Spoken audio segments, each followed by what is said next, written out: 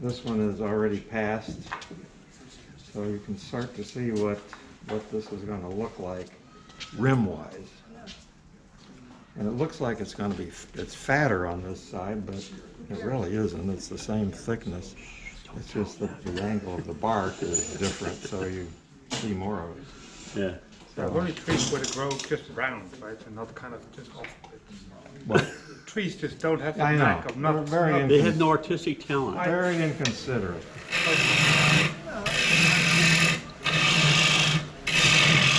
It's nature artistic. Some people are natural, they're nature. That's right.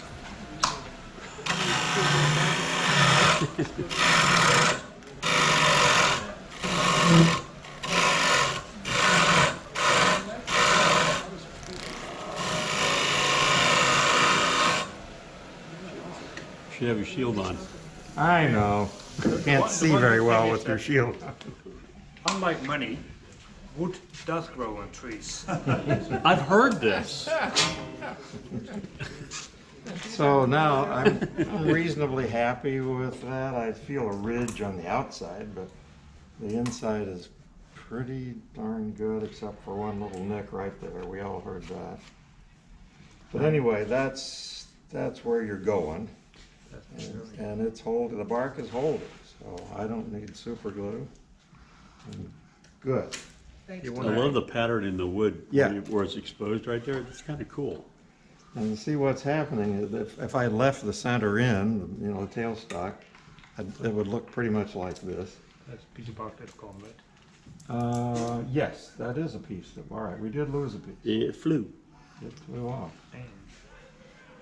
But you can, Good luck. yeah, go find it for me.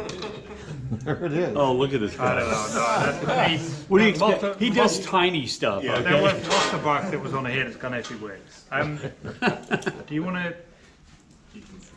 let this dry a bit and finish it off and go to your presentation? Yeah, the With time presentation and will be everything? real quick. But you can see where we're going with all this. Let me make sure I got all the points. You know, you gotta finish that off. Cut that out without going through it. Yeah, without going through it. Unless it's Do you intentional. apply the finish or sand it with the lathe turned off? You could sand it, yeah. While it's I do a rotary sander and just sit here. but for and- the inside, do you turn off the lathe to do the inside, or do you? You do, because the rotary will tend to spin out and it will round off the edge, just like that. So, yeah, put the spindle lock on and, you know, go in there and you can watch the edge all the way around. You don't want to go over that edge. Okay, so quick slideshow.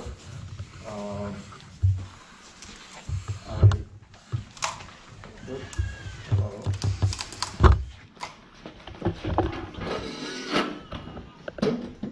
You can see it. Here it comes. So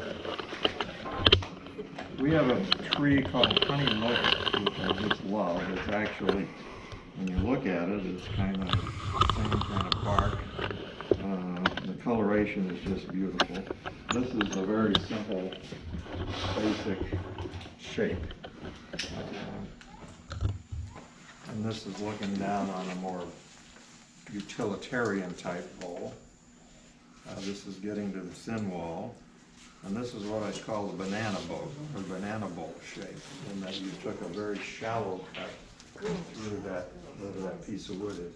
Take a shallower cut rather than, when you make your wall, you do that on the outside. You decide on the outside. And you got the bark against the tailstock, the headstock. Cut it low, and then you'll come out with a banana bowl. There's some maple that I did. I think this is maybe birch. That's our elm. This is a thick wall bowl, more of the utilitarian type. That's another one. These are the thinner. This is the OG type shape. And, I took a lesson with the late Bert Marsh, who came to our club. And his incredible method of holding this thing to go inside is to He used some nylon jaws. You replace the metal jaws with nylon, it's big thick stuff, and then you can shape that so that it forms a nice grip around the very base. And I would not have believed that it would hold, but it actually did, so. On this piece right here, it looks like the rim is starting to separate from the main bowl. It was very wet and it's just shrunk. That's, Oh, okay. the bark shrunk a little differently than the main bowl, and I decided to leave it, you know, that. Interesting. It is what it is. It's a very big bowl, you know, maybe no bigger than that. This is a thin wall, straight down the center, more conical shape. I didn't illustrate that one, but that's non-functional. It's just to show, you know, nice beautiful wood and a nice beautiful rim. These are itsy bitsy teensy ones. They're like that. This is maple, and you can see they're translucent, so you can decide to do these things on a real, you know, experiment with how thin you can get. And these turned out real nice. This is more of this type of shape. But you can see that there are many ways. This is kind of like paralleling Larry's. I went down further before I went back out. But I love this idea. It's really, really cool.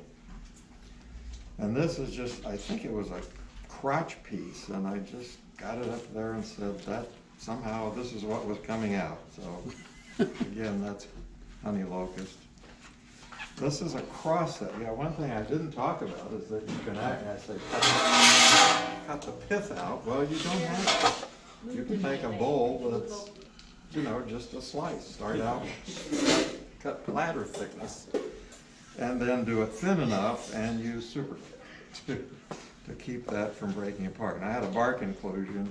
This is a big job guy. He's like that. I think the wood is pine. I don't even know.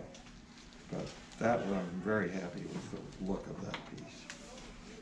This is box elder, which has the red stuff, and I'm not happy with this. It's too thick.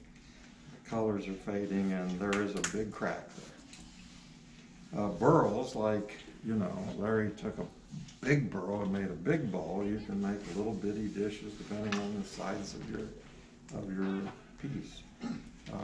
This is, I don't know what the shape of this one is. It's just a piece of old crappy wood with two, it's got to be pine of some kind coming out each side, but I kept it on and I like it.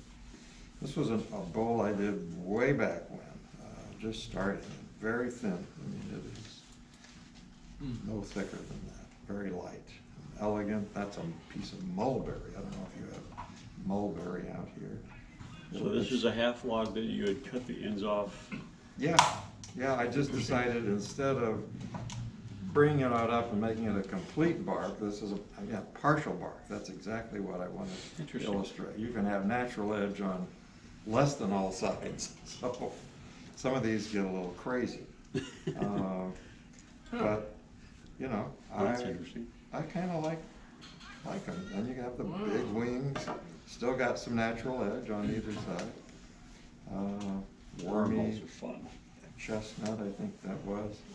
This was a hickory piece, and I made it for a relative and inserted how many million years old ammonite, whatever those are called. Ammonites. Yeah, What are they called? Ammonites, ammonites. They're like which is not a religious order.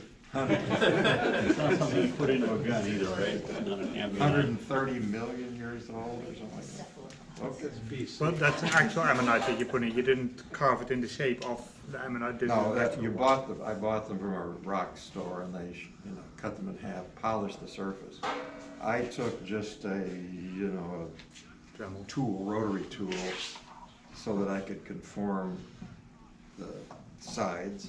You actually see the shell on the reverse, but you only see a much smaller part than what's exposed here because of the curve.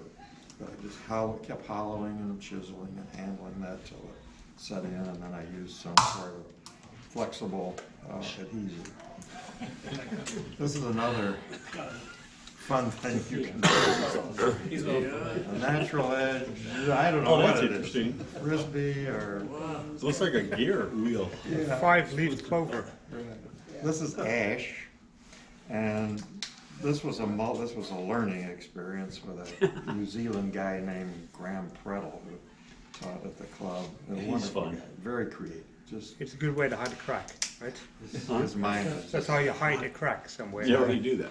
He says, take a piece of paper, give yourself 30 seconds, draw 16 images, and then see what you got. Yeah. And it's your brain just coming out there. So this one had to be obviously mounted and hollowed. Brain on wood, yeah, there you go. The curve of the bark is kind of, it's warped. Obviously this was turned wet. If you could see it on the side, it's definitely curved. And the objective here was not only to keep the bark on and to do this silly design, but to learn how to make a perfect curve when you have to cut away your solid slice later. So you have to visualize, you're going to sand you're going to cut this out with a rotary tool or something and sand it, but you don't want it to go this way on one side and then this way on the other. You want those to be Yeah, perfect. that's, you mean the center So the, knob has to be straight top and bottom. That's right. You And don't see can't- that beforehand. You can't see that because it's covered by the you, wood. well, you sort of can, because if you're looking at it from the side, Yes. you can match, I've done those, and they're Close. hard. Close. They're Trying hard to get though. them matched up like that is really difficult. It is. And the same Unless thing you're John. with doing feet on a bowl, you know. You make your rim and then you cut it away, but if it isn't lined up, it looks awful. So there are those gauges. I don't know if interesting. you've seen those gauges. Woodworkers use them. They have little pins stuck in a piece of plastic and they recess. So you press it on Profiles. something and it Profile gauge. profile. That's what it is. So you can use that. Obviously, that was not possible here. You can't- Profile gauges aren't that deep, but in some situations you can.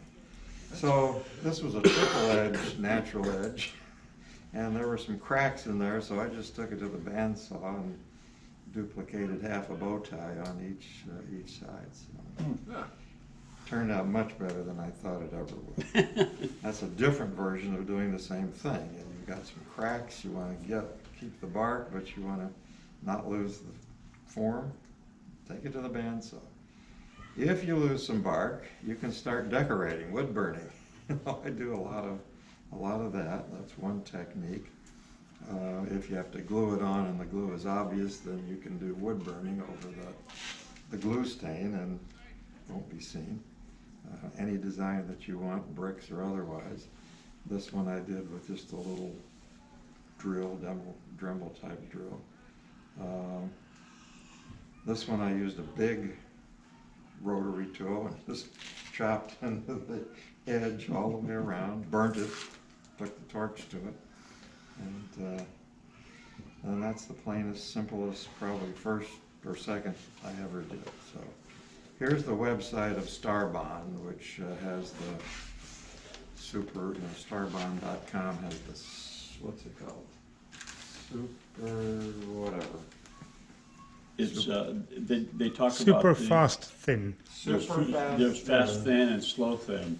They have 100 versions of this. They call this the EM2.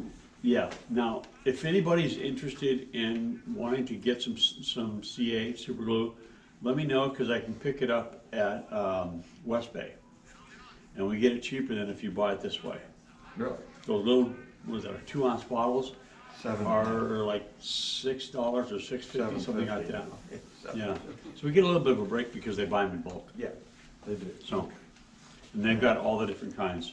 Yeah. If you want like the black or the brown or whatever, Right, right. you pay more money because they're more expensive. But Starbond, I don't know if other companies do that, but you can get black, you get white, you can get flexible, which Yep. I do not understand. You can- flexible is good if you're doing bark, believe it or not. It holds on, but it gives it a room to maneuver around, which is interesting. I thought super glue was brittle, you know. But no, the flexible RC model racers, they put it on the tires of their cars to help them stick to the ground.